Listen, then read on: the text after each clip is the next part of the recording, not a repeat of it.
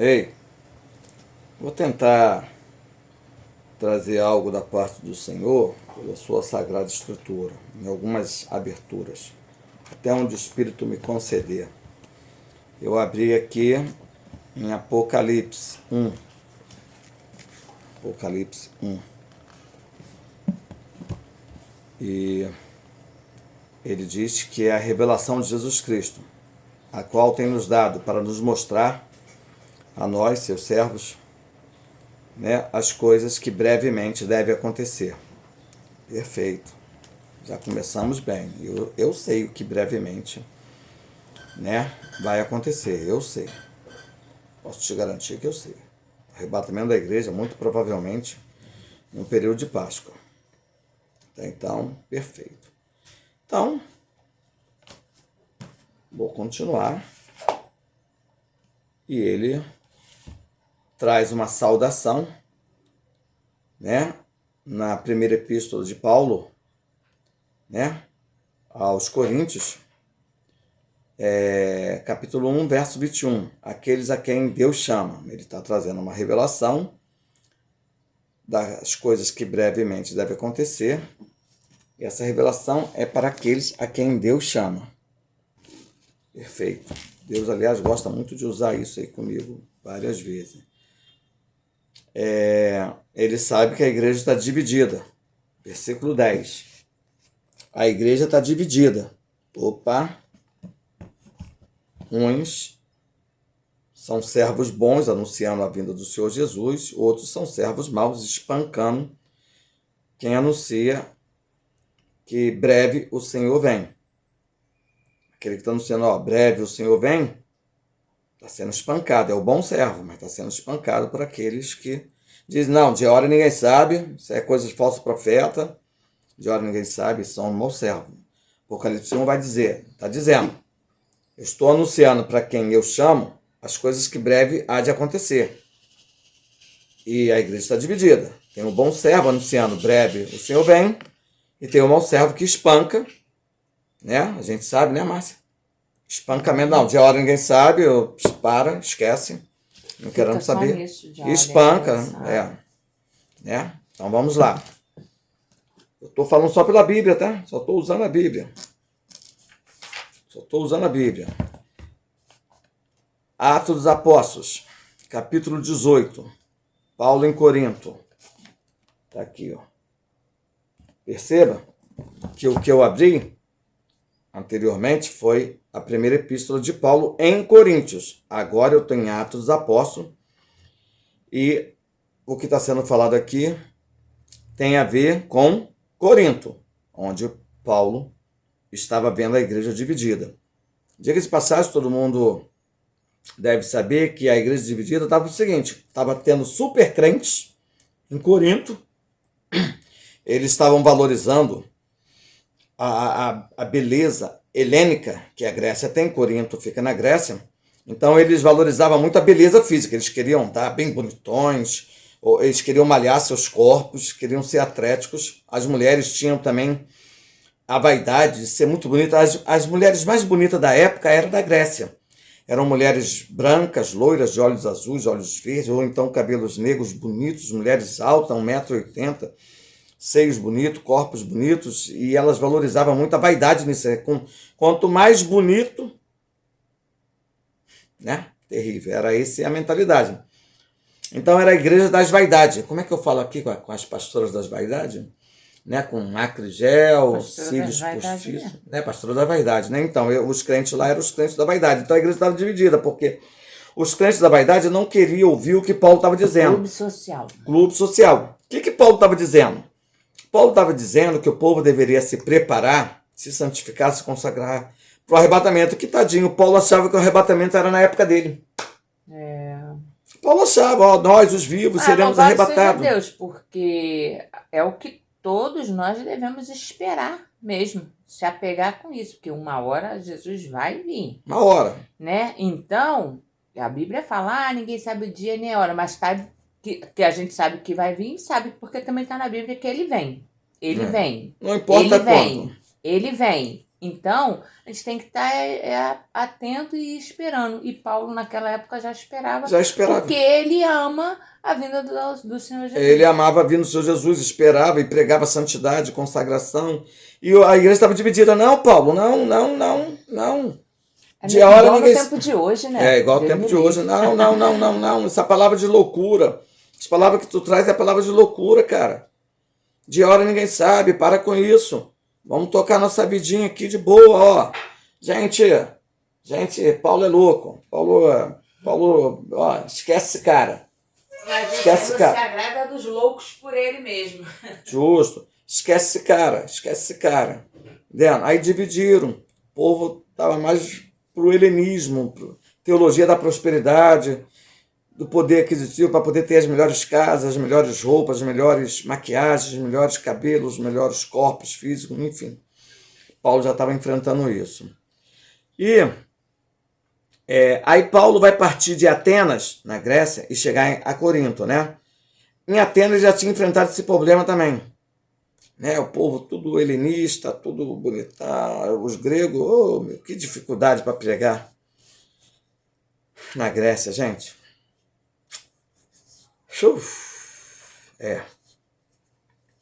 Bom, então ele chega lá e encontra um judeu por nome Áquila. Ele era natural de Ponto. Ponto era uma cidade chamada Ponto. Ponto final, Ponto.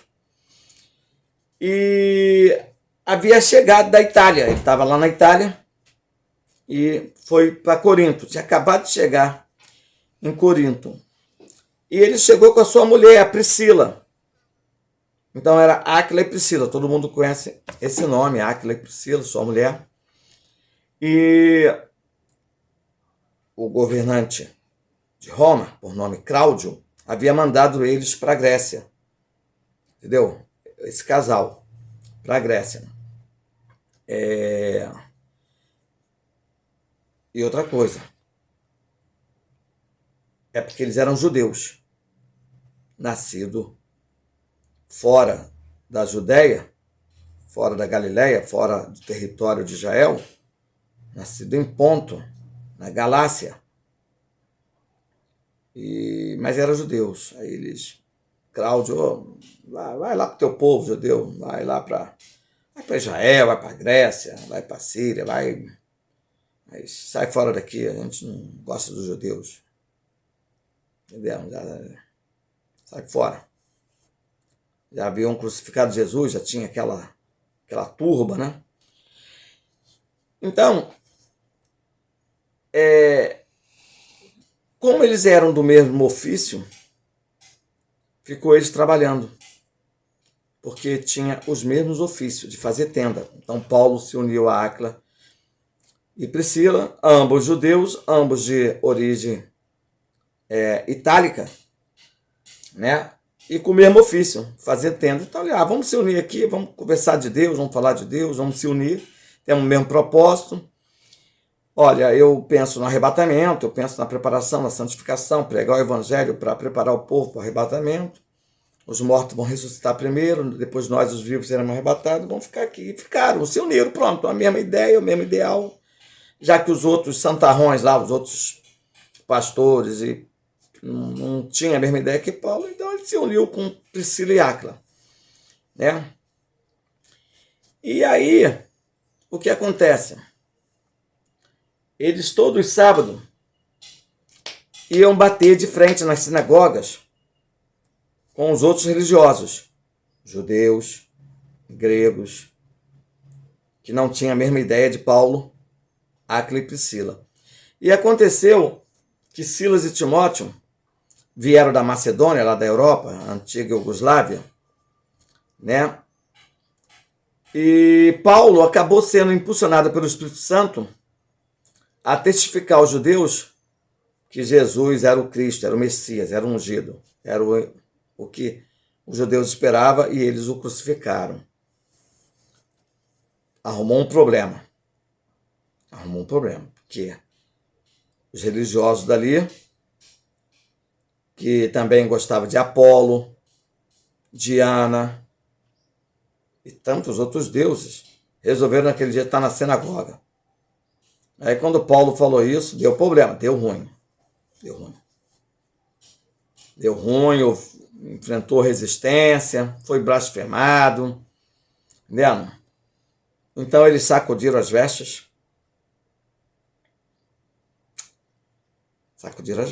Menearam a cabeça.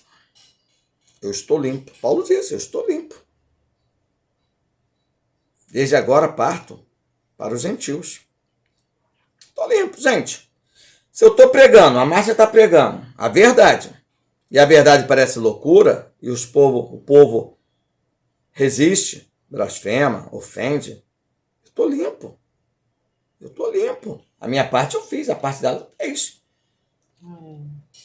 Eu estou usando a Bíblia. Eu não estou usando dicionário, eu não estou usando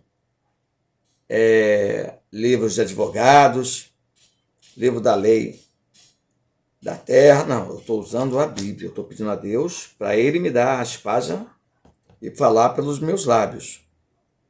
Eu estou limpo. Aí o que o Senhor vai fazer? Versículo 9, vai dar uma visão a Paulo. Paulo, você está limpo. Vou te dar uma visão, estou te dando uma visão. Ó, não temas, mas fala, e não te cales. Presta atenção, Márcia. Não temas, mas fale, e não te cales. E os profetas daquela época não se calavam. O único que teve uma parte que se acovardou, mas depois se arrependeu e até falou, né, que ele tinha que ser crucificado de cabeça para baixo, foi Pedro, que negou Jesus 3 vezes, mas os outros profetas tudo sofreram ali com Cristo ali, sofreram o que tinha que sofrer, passou e Jesus já tinha falado com eles: vocês vão tomar do meu cálice. Né? Jesus falou isso para os apóstolos, né? E eles passaram, tomaram o cálice. Só que o cálice de Jesus foi pior, né? Foi na cruz e tal, mas cada um teve o seu cálice lá. E hoje nós somos perseguidos também, nós somos crucificados, que o povo se levanta contra a gente.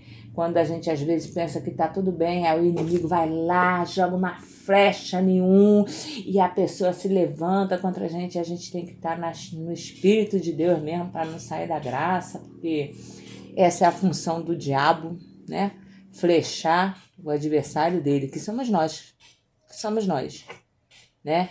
Então, mas a gente faz a nossa parte, não devemos ficar inimigo, não devemos ficar remoendo, não devemos ficar fazendo nada que vai maldizer aquilo que a gente é, servos de Deus.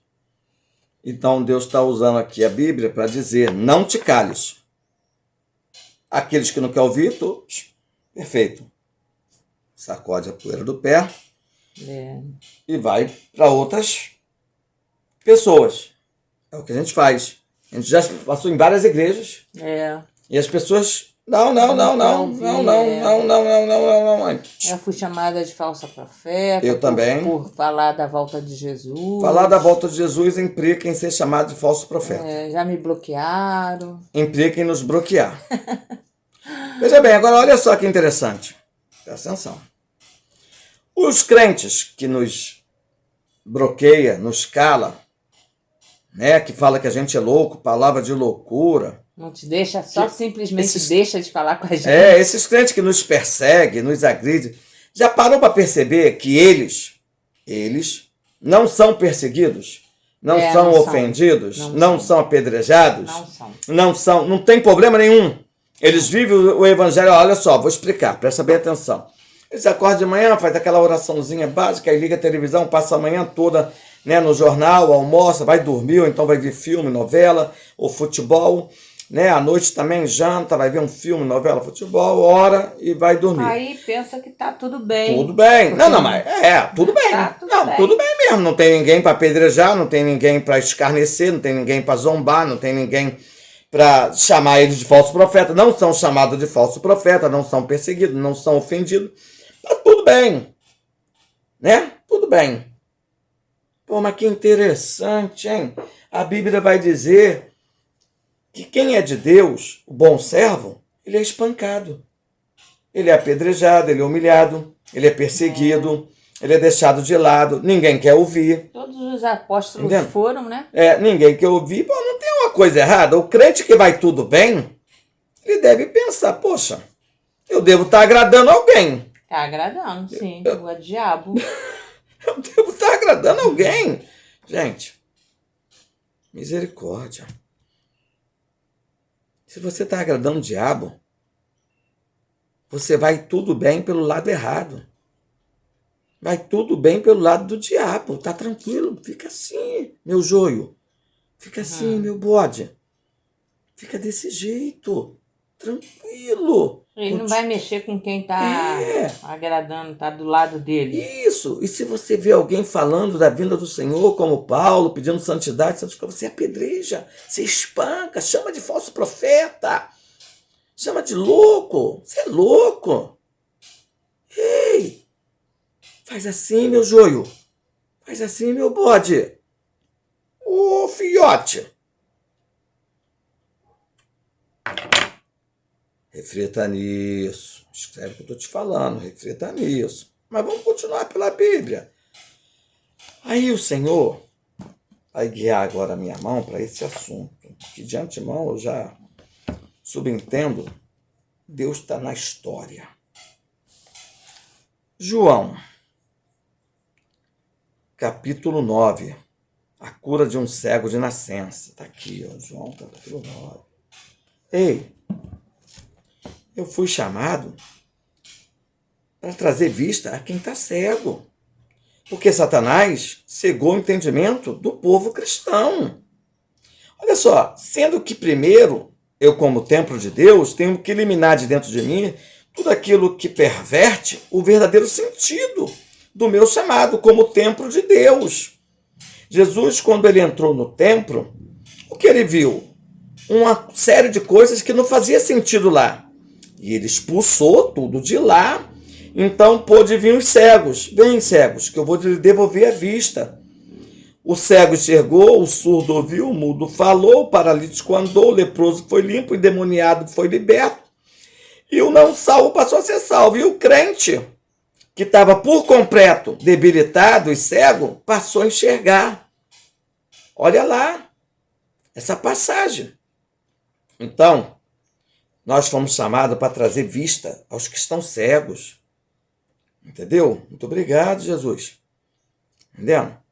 É nosso papel, mas nós estamos eliminando dentro de nós a televisão, o jornalismo, a novela, o filme, as coisas pervertidas, site pornô. Nós elimina de nossas vidas música do mundo, coisas seculares, postagens seculares, carnalidade, coisas que ativam a concupiscência da carne, a concupiscência dos olhos, a soberba da vida, a vaidade. A gente elimina de dentro do templo tudo isso para trazer vista aos cegos.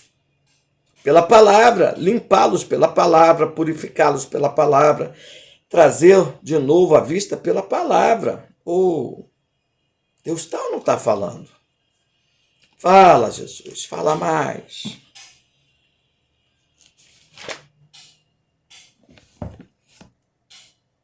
Olha que interessante. Marcos, capítulo 14, verso 62. Marcos, capítulo 14, verso 62. Aí, ó. Eu sou. Jesus disse: eu o sou. E vereis o Filho do Homem assentado à direita do poder de Deus, vindo sobre as nuvens do céu. Gente, eu estou falando justamente isso. Pregando a vinda do Senhor Jesus sobre as nuvens do céu, pregando arrebatamento. E eu vou ver. Eu vou ver. Eu vou ver.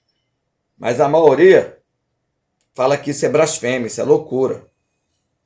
E aqui, se você descer mais um pouquinho, no verso 63, você vai ver os religiosos rasgando as suas vestes, né? E no 64 dizendo: você blasfemou! culpado de morte. E espancaram Jesus. Profetiza, quem te esmurrou? Cuspiram nele. Cobriram-lhe o rosto. Deram-lhe murros. Profetiza. E os servidores davam bufetada. Pá! E cuspia. Pá! Profetiza. Espancando Jesus, porque está falando que está vindo nas nuvens. O Cristo dizendo que estava vindo nas nuvens. Agora nós estamos dizendo que Cristo está vindo nas nuvens e estamos sendo espancados. Esbufetado, cuspido, enojado.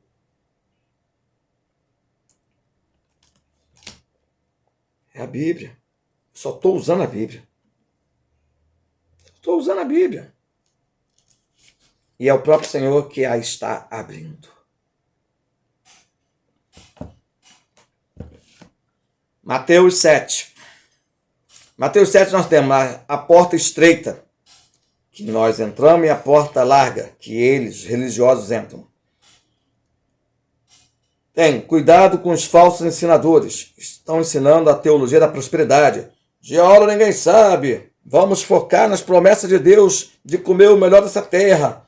Melhor fazenda, melhor sítio, melhor chácara, melhor pomar, melhor casa de praia, melhor rancho, melhor casa de campo, melhor casa internacional, melhor poder aquisitivo, melhor negócio, melhor emprego, melhor faculdade, melhor formação acadêmica, melhor pastorado.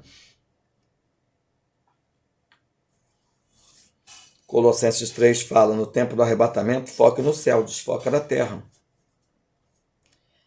Mateus 7 vai falar, a casa na rocha e a casa na areia. Minha casa está na rocha, mas a maioria está com a casa na areia. É dose. Mateus 7. Continua falando, Jesus. Continua falando. Deixa ele falar, deixa. Lucas.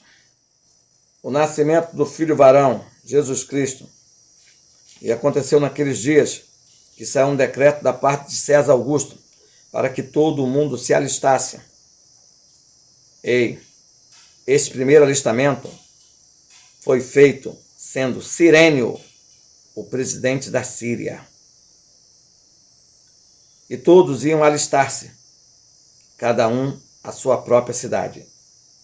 E subiu também José da Galileia, da cidade de Nazaré, a Judéia, a cidade de Davi, chamada Belém, porque era a casa da família de Davi, para alistar-se com Maria, sua esposa, que estava grávida.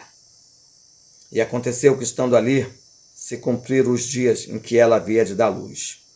E deu à luz a seu filho primogênito, e envolveu-se em panos, e deitou numa manjedoura, porque não havia lugar para eles na estalagem. Presta atenção no que eu vou te falar aqui. No ano 7 a.C., houve 2 alistamentos. Pesquisa em Flávio Josefo, Tácito, pesquisa em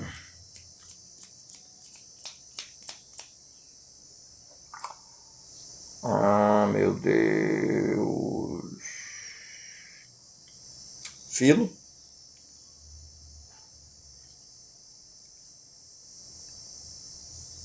um na Páscoa, outro em trombeta. Um na festa da Páscoa, primavera judaica, outra em trombetas, festa de trombetas. Há um consenso. Ou Jesus nasceu exatamente no período da Páscoa, ou Jesus nasceu exatamente no período de festa de trombeta. Ou Jesus nasceu na primavera judaica, ou Jesus nasceu no outono judaico. Fica bem claro isso. Tá? Por quê? Porque os anjos apareceram aos pastores que estavam no campo, guardando durante as vigílias da noite o seu rebanho. O rebanho estava sendo guardado na primavera judaica ou no outono judaico. No campo. No campo. Bom, só que agora o próprio Senhor vai movimentar a mão para o que vai te chamar a atenção. Presta atenção. O próprio Senhor. Senhor, minhas mãos apenas seu instrumento. Está aqui, ó. Isso vai mexer com você. Mateus 21, a entrada triunfal em Jerusalém. Quando se deu isso? Mateus 21, ó. Quando se deu isso? Na Páscoa. Na Páscoa. Tremendo isso. Tremendo isso. E ele vai mandar os discípulos preparar a Páscoa na casa de alguém. Eu vou dizer uma coisa para você, eu estou preparando a minha Páscoa. Eu estou preparando a minha Páscoa. Na minha casa. Na minha casa há uma preparação para a Páscoa. Na minha casa há. Por quê? Eu desejo ardentemente comer de uma Páscoa com Jesus. Eu desejo. E eu sei que Jesus deseja ardentemente comer de uma Páscoa com seus amigos. Eu bem sei disso. Bem sei disso mesmo. Entendeu? Páscoa. E vou dizer uma coisa para vocês. Aqui, nessa passagem de Mateus 21, 22, né? Ele vai te dar passo a passo de Jesus, dizendo, né? Que desejou ardentemente comer dessa Páscoa com seus amigos, com seus discípulos. E gerou o noivado e o casamento na ceia da Páscoa. Ele gerou o noivado e o casamento na ceia da Páscoa. Certo? E tudo isso foi um preparo para a sua vinda. Para formalizar o casamento que ele decretou na Páscoa. Tudo isso é um preparo para a sua vinda. Está aí, ó. Na Páscoa, está aqui, ó. Né? Mateus 24, verso 42. Tá? Esteja vós apercebido. Esteja vós apercebido. Servo fiel e prudente, que o Senhor constituiu sobre sua casa. Tá? Versículo 45. Servo fiel e prudente. Foi tudo que eu falei hoje aqui. O servo fiel e prudente, que prepara a sua casa, vigia, para encontrar com o Senhor, formalizar o casamento na Páscoa. Né? Foi tudo que eu falei aqui hoje, desde o começo. O Senhor é que falou. Eu não falei nada. A própria Bíblia falou do começo ao fim. Concorda? Aliás, você sabia que foi a Márcia que me ensinou isso? Eu vou te falar aqui um negocinho. Não tenho medo de falar isso, não. Não tenho medo, não. Sendo sincero para vocês. Eu sempre ouvia todos os pastores falando que Deus não fala pela Bíblia. Se fosse assim, qualquer pergunta que eu fizesse, ele ia me dar ali na lata. Pá! Aí vem a Márcia e fala o que para mim? Fala, Márcia. Dá testemunho, abre a boca. Jesus. Eu falei que Deus fala pela Bíblia. Porque a Bíblia, todo mundo fala assim, a Bíblia é a boca de Deus. E o Senhor, toda vez eu tinha algum problema, eu perguntava ao Senhor na Bíblia. E o Senhor me respondia através da Bíblia. E tudo que Deus me respondia através da Bíblia se cumpria. E eu aprendi isso muito antes de conhecer o Ricardo. E aí eu ensinei isso para o Ricardo. Ricardo, se a gente estiver passando qualquer coisa, a gente pergunta a Deus na Bíblia que Deus responde. Deus responde contra qualquer coisa que você precisar. Qualquer coisa que você precisar, a resposta de Deus vem na Bíblia. Sabe? Seja com uma tristeza, com uma enfermidade, com um sonho, com tudo, Deus responde na Bíblia. Aí o Ricardo ficava meio assim, falava assim, esse negócio de abrir a Bíblia, isso parece coisa de... Mesmo que tu falava, era de adivinhação. Eu falei, não é adivinhação. A Bíblia não é adivinhação. A Bíblia é a boca de Detalhe que eu Deus. aprendi isso, adivinhação, todos os outros pastores, tá? Todos Bíblia, falando isso, todos. A Bíblia é a palavra como de Deus. fala até hoje. Tanto que quando alguém vai pregar, vai falar só agora Deus vai falar conosco. Através da palavra. A Bíblia continua sendo o maior profeta na terra. A maior profecia vem da palavra. E tudo que nós precisamos saber, o Senhor nos revela na palavra. E eu não queria saber disso. Não queria. Até que um dia... Ele fez isso. Perguntou ao Senhor e o Senhor respondeu e o Espírito Santo deu entendimento e ele entendeu a resposta de Deus. Porque a gente deve não abrir a Bíblia aleatoriamente, porque senão não vai entender a resposta que Deus dá. Então a gente deve orar antes e pedir ao Senhor o discernimento do Espírito e pedir ao Senhor que o Senhor revele a resposta que ele tem para nos dar. E aí começou um outro mistério. Tava eu e a Márcia aqui vendo uma mensagem na televisão. De repente, Deus falou no pé do meu ouvido. Conta a história.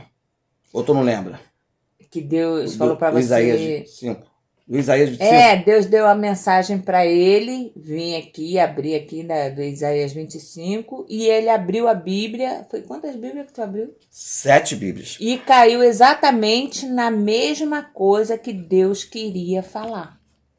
Isaías 25. Aí, a partir daí, o Senhor começou a me dar, ou no sonho, na visão, na revelação, ou na fala, de experiência, de discussão, ou na mente, ou no coração, o livro... Capítulo e versículo. Eu ia lá, falava antes, ligava o celular, né? A câmera do celular. Deus falou, livro tal, capítulo tal, versículo tal. Vamos lá? E outra coisa, nós não devemos brincar com Deus, sabe? Falar que Deus falou sem Deus ter falado. É inferno. É inferno. Vou falar uma coisa pra você. Que Deus mostrou sem Deus ter mostrado. Vou falar uma coisa pra você. A palavra inferno. do crente é sim, não. Ou é ou não é. Entendeu? Porque Deus se agrada da sinceridade, da honestidade e tem que ser velada a palavra dele. Porque senão dá problema. Dá inferno. Deus disse na sua palavra, ai daquele que disser que o Senhor falou. Sem ter falado. Ricardo, mas um montão de gente falou aí que coincidiu. Livro de Estéia, capítulo 7, verso 5. Lá, coincidiu. Lá, livro de João, capítulo 4, verso 2. Lá, coincidiu. Não tem como. Não tem como. O Espírito Santo não engana ninguém. E a probabilidade matemática, vamos supor que o Oswaldo... Aquele matemático, Oswaldo, o maior matemático do Brasil. Eu ia chamar ele de Oswaldo Aranha, mas não é. É Oswaldo, não sei das contas. A probabilidade para isso acontecer deve ser 1 trilhões. De você sequencialmente dizer livro de Abacuque, capítulo 4, verso 7, livro de... A probabilidade disso acontecer não tem como. É 1 em 1 trilhão. Quando Deus quer falar, é a mesma coisa quando a gente prepara assim, vamos botar assim, que já aconteceu isso comigo. Deus, irmã, você vai pregar hoje. Amém, vai pregar, tá.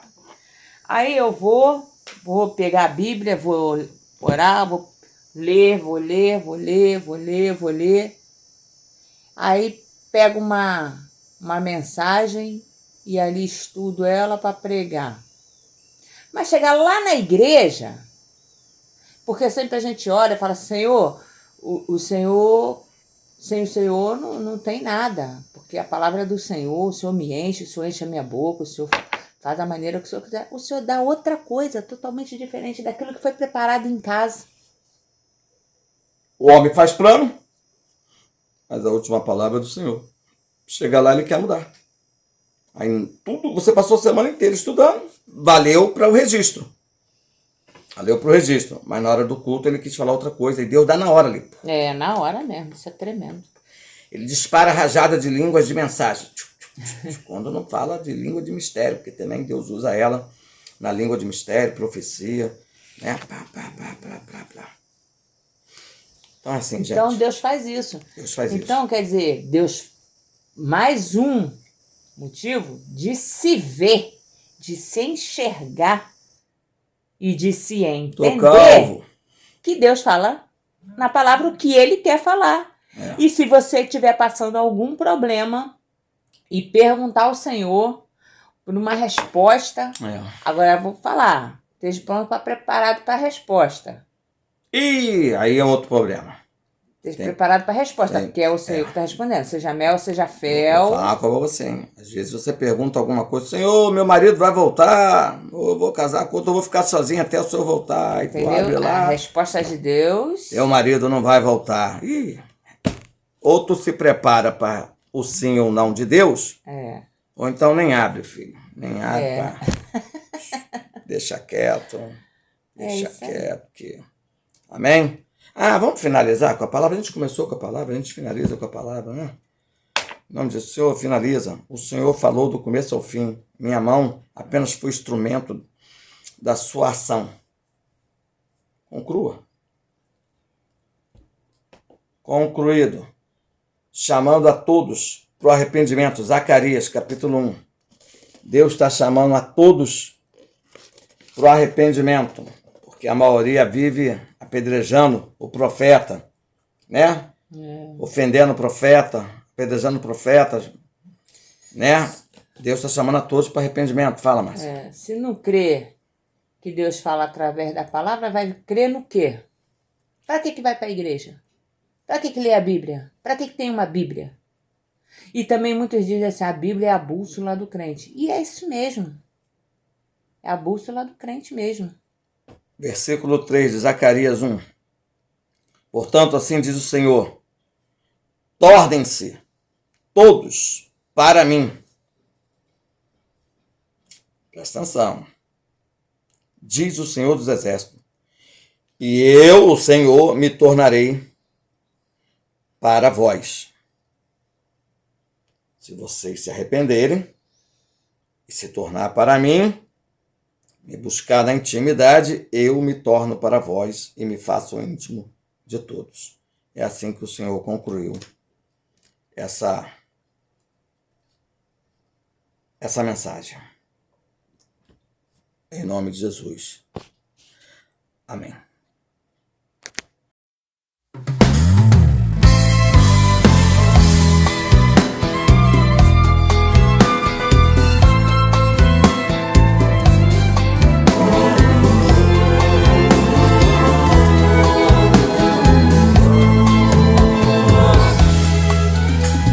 Estava na cidade desprezada uma mulher que ninguém dava valor. Sua casa sobre um muro edificada na cidade nomeada Jericó. De repente espalhou-se na cidade a notícia do ataque dos hebreus. 12 espias invadiram a cidade. Quando o rei soube que era verdade, quis os matar, porém Rabi os escondeu. E disse então Rabi, sei que o Senhor lhes deu esta terra. Vocês nos causaram um medo terrível e todos estão apavorados por causa de vocês. Nós temos ouvido como o Senhor secou as águas do Mar Vermelho perante vocês quando saíram do Egito, e o que vocês fizeram com Sehon e Og, os 2 reis dos amorreus que vocês aniquilaram. Quando soubemos disso, o povo desmaiou-se completamente, e por causa de vocês todos perderam a coragem. Pois o Senhor vosso Deus é Deus em cima nos céus e em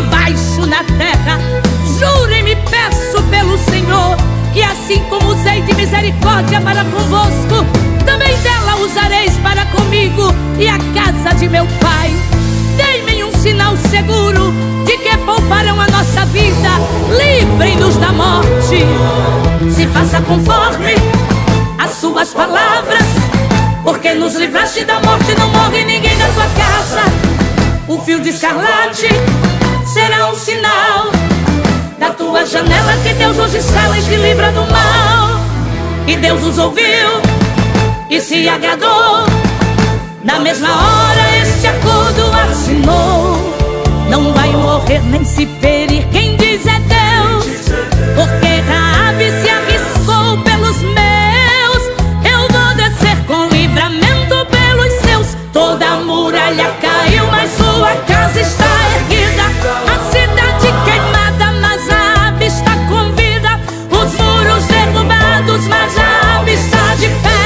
O mundo desprezou, mas eu honrei a sua fé. Trabalhastes pra mim e eu não vou ficar devendo.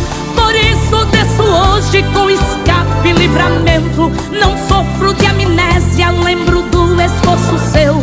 Se trabalhou pra mim, também trabalho pelos teus. Livro tua casa, livro tua vida, livro teu filho, livro tua filha, livro você, livro os teus. Ninguém toca no que é meu. Livro na entrada e na saída, livro no muro, livro na esquina. Quebro o arco, corto a lança, eu preservo tua vida.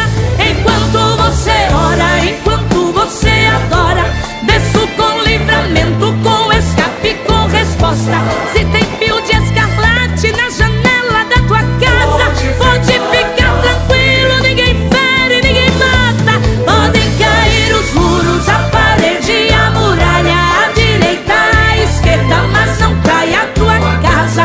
Da tua parentela não vai se ferir nenhum. Eu cumpro na tua vida o Salmo 91.